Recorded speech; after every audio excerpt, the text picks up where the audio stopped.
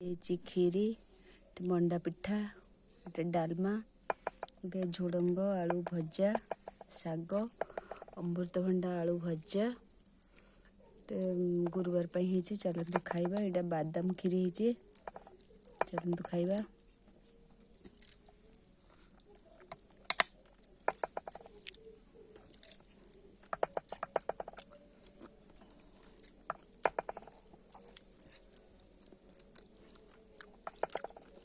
शाग को देखु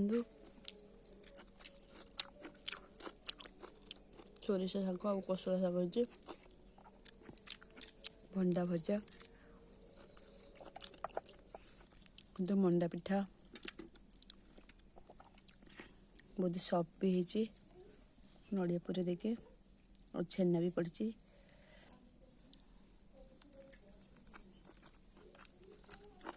टेस्ट भी है। जदि वीडियो भल लगी चैनल को लाइक करेंगे शेयर करेंगे सब्सक्राइब करने को जमा ही भूलिए। जय जगन्नाथ।